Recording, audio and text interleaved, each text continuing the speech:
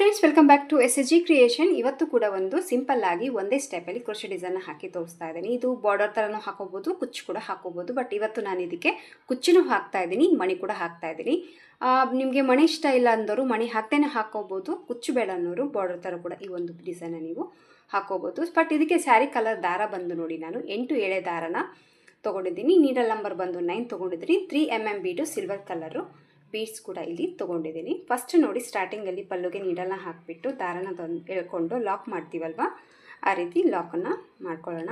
ಒಂದು ಲಾಕನ್ನು ಹಾಕಿದ ಮೇಲೆ ಪಕ್ಕದಲ್ಲೇ ಇನ್ನು ಒಂದು ಲಾಕ್, 2 ಲಾಕನ್ನು ಹಾಕಿದ ಮೇಲೆ 1 ಚೈನ್, 2 ಚೈನ್, 3 ಚೈನ್ ಹಾಕ್ಕೊತಾ ಇದ್ದೀನಿ. 3 ಚೈನ್ ಹಾಕಿದ ಮೇಲೆ ಮತ್ತೆ ಇನ್ನೂ ಎಕ್ಸ್ಟ್ರಾ 2 ಚೈನ್ಗಳನ್ನ ಹಾಕ್ಕೊತಾ ಇದ್ದೀನಿ. ಸೊ ಎಕ್ಸ್ಟ್ರಾ 2 ಚೈನ್ ಹಾಕಿದ ಮೇಲೆ ನೀಡಲ್ ಮೇಲೆ ದಾರ ಸುತ್ಕೋಬೇಕು.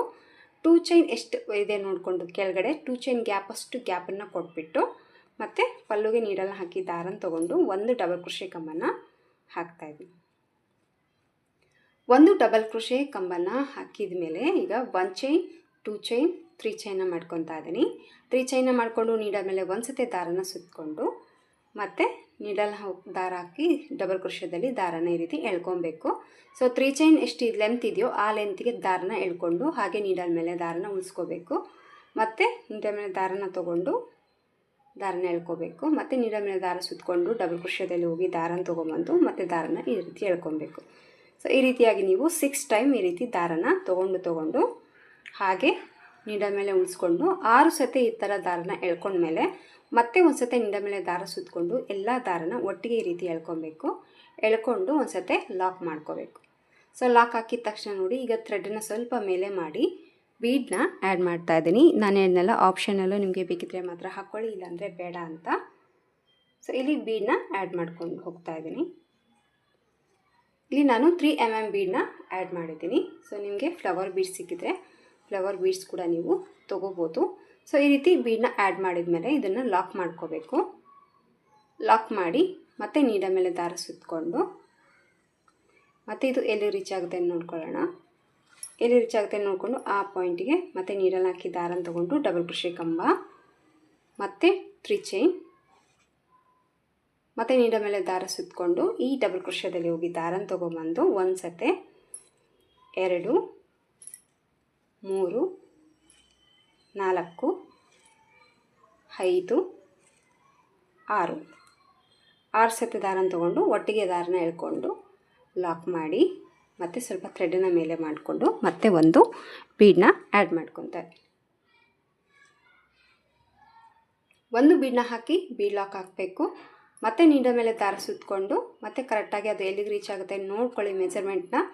ಆ ಪಾಯಿಂಟಿಗೆ ಮತ್ತೆ ಪಲ್ಲುಗೆ ನೀಡಲ್ನ ಹಾಕಿ ದಾರನ ತೊಗೊಂಡು ಮತ್ತೆ ಒಂದು ಡಬಲ್ ಕ್ರೋಶೆ ಕಂಬ, ಆಮೇಲೆ 3 ಚೈನ್ ಮತ್ತು ನೀಡಲ್ ಮೇಲೆ ದಾರ ಸುತ್ತಕೊಂಡು ಕೆಳಗಡೆ ಹಾಕಿರುವಂಥ ಡಬಲ್ ಕ್ರೋಶೆದಲ್ಲಿ ನೀಡಲ್ನ ಹಾಕಿ ದಾರನ ತೊಗೋಬೇಕು. ಹಾಗೆ ಆ ದಾರನ ನೀಡಲ್ ಮೇಲೇ ಉಳಿಸ್ಕೋಬೇಕು. 3 ಚೈನ್ ಎಷ್ಟು ಲೆಂತ್ ಇರುತ್ತೆಯೋ ಆ ಲೆಂತಿಗೆ ಥ್ರೆಡನ್ನು ನೀವು ಎಳ್ಕೊಬೇಕು.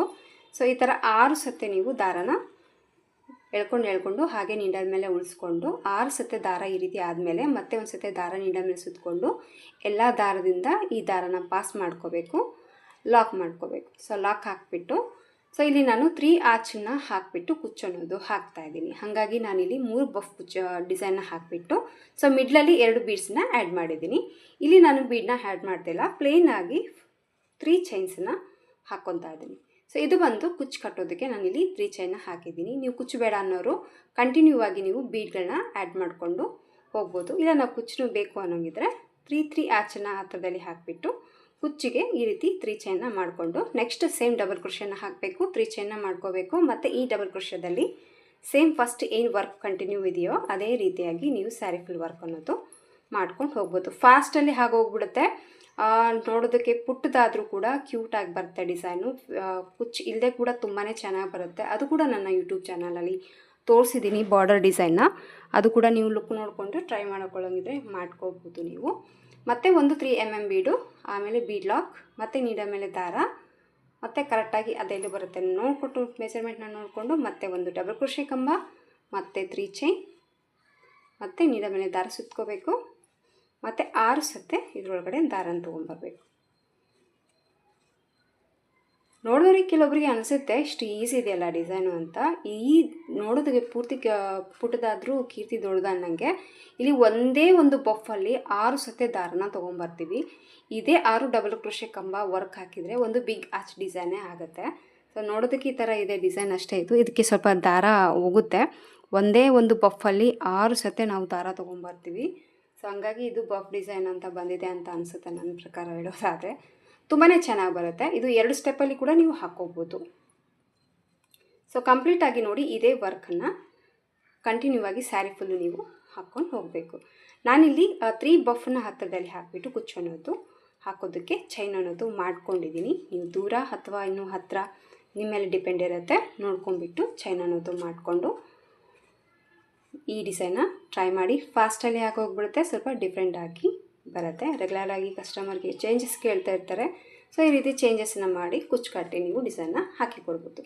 ಸೊ ಕಂಪ್ಲೀಟಾಗಿ ಸ್ಯಾರಿ ಫುಲ್ಲಾಗಿ ಹಾಕಿಬಿಟ್ಟು ಕುಚ್ಚು ಕಟ್ಟಿ ಫೈನಲ್ ಆಗಿ ಲುಕ್ಕು ಯಾವ ರೀತಿ ಕಾಣಿಸುತ್ತೆ ಅಂತ ನಾನು ನಿಮಗೆ ತೋರಿಸ್ತೀನಿ.